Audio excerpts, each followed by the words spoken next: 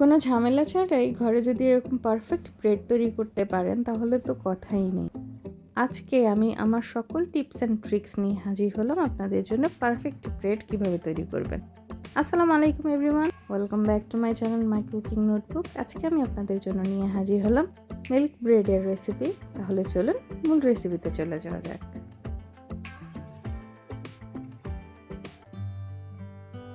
রেসিপির শুরুতেই আমি প্রথমে ইস্টগুলোকে অ্যাক্টিভেট করে নেব। সেজন্য আমি এখানে 1.5 কাপ পরিমাণ কুসুম গরম পানি নিয়ে নিয়েছি। দিয়ে দিচ্ছি 2 টেবিল চামচ পরিমাণ ইস্ট, সাথে আরও দিয়ে দিচ্ছি 3 টেবিল চামচ পরিমাণ চিনি। এখন ইস্ট এবং চিনিটাকে ভালো করে একটু মিশিয়ে নেব। ভালো করে মিশিয়ে ঢেকে আমি একটা সাইডে রেখে দেব 10 মিনিটের জন্য, যাতে ইস্টটা ভালোভাবে অ্যাক্টিভেট হতে পারে। 10 মিনিট পর ফিরে আসলাম। দেখতেই পাচ্ছেন ইস্টটা ভালোভাবে অ্যাক্টিভেট হয়ে গেছে, বাবল তৈরি হয়ে গেছে। এখন একটু ভালো করে মিশিয়ে নিচ্ছি, তারপর এক এক করে ব্রেডের ইনগ্রিডিয়েন্টসগুলো আমি অ্যাড করব। প্রথমে এখানে দিয়ে দিলাম 1/4 কাপ পরিমাণ মেল্টেড বাটার। আপনারা বাটারের পরিবর্তে তেলও এখানে ইউজ করতে পারেন। তারপরে আরও দিয়ে দিচ্ছি, যেহেতু মিল্ক ব্রেড তৈরি করছি তাই দিয়ে দিচ্ছি 1/3 কাপ পরিমাণ গুঁড়ো দুধ, স্বাদমতো লবণ এবং 3.5 কাপ পরিমাণ ময়দা। আমি দেখতেই পাচ্ছেন একটু উঁচু উঁচু করে ময়দাটা নিয়ে নিয়েছি, তাই এখানে 3.5 কাপ পরিমাণই হবে। আপনারাও চেষ্টা করবেন 1.5 কাপ পানির জন্য 3.5 কাপ পরিমাণ ময়দা ব্যবহার করতে, তাহলেই দেখবেন ব্রেডের ডোটা একদম পারফেক্ট হবে। আমি একটা চামচ দিয়ে ভালো করে প্রথমে মিশিয়ে নিচ্ছি। ভালো করে মিশিয়ে নেওয়া হয়ে গেছে। এখন আমি হাতের সাহায্যে খুব ভালোভাবে এই ময়দাটাকে এখন একটু ময়ান দিয়ে নেব। ময়ান দেওয়ার এই কাজটা আপনারা চেষ্টা করবেন একটু সময় নিয়ে করার জন্য, যাতে ডোটা স্মুথ হয়। আমি দেখতেই পাচ্ছেন কীভাবে মুথে মুথে এই ডোটাকে তৈরি করে নিচ্ছি। আপনারাও সেম একই প্রসেসে তৈরি করে নেবেন। আমি 5 থেকে 6 মিনিট ধরে এই ডোটাকে মুথে নেব।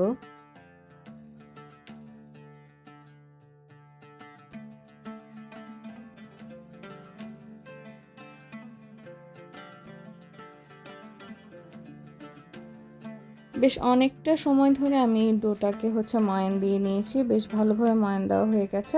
এখন ডোটা যাতে ভালোভাবে রাইজ হতে পারে, এই উপরের সাইডটা যাতে ড্রাই না হয়ে যায়, আমি একটু বাটার মাখিয়ে দিচ্ছি। আপনারা চাইলে তেলও মাখিয়ে নিতে পারেন। এবং বাটিটাতেও আমি একটু বাটার মাখিয়ে নিলাম। এখন একটা ঢাকা দিয়ে আমি একটা সাইডে রেখে দেব। একটু গরম জায়গাতেই রাখার চেষ্টা করবেন, যাতে ডোটা ভালোভাবে রাইজ হয়ে যেতে পারে। এরই ফাঁকে আমি যেই পাত্রটাতে ব্রেডটা তৈরি করব, আমি এরকম একটা লুফটি নিয়ে নিয়েছি। সেই পাত্রটাতে আমি একটু বাটার ব্রাশ করে রেডি করে রাখছি।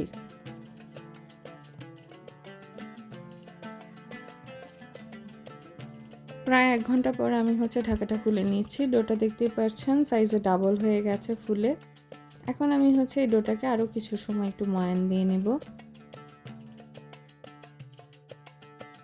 আমি ময়ান দেওয়ার সুবিধার্থে একটা চপিং বোর্ড নিয়ে নিয়েছি। সেই চপিং বোর্ডের উপরে ভালোভাবে যাতে ময়ান দিতে পারি, একটু দেখতেই পাচ্ছেন আমি কিভাবে টেনে টেনে ফোল্ড করে করে এই রুটির ডোটাকে ময়ান দিয়ে নিচ্ছি। আপনারাও চেষ্টা করবেন এইভাবে একটু ময়ান দিয়ে নেওয়ার জন্য, তাহলে রুটিটা অনেক সফট হবে। আমি একটু সময় নিয়ে এই কাজগুলো করছি এবং আপনাদেরকেও সেটা দেখানোর চেষ্টা করছি। ডোটা দেখুন কতটা পারফেক্ট হয়ে গেছে। এখন আমি এই ডোটাকে একটা শেপ করে নেব পাউরুটির, তাই প্রথমে একটু ফ্ল্যাট করে নিচ্ছি হাতে টেনে টেনে। এই প্রসেসিংটা আপনারা একটু দেখে বুঝে নিন যে আমি কিভাবে করে নিচ্ছি।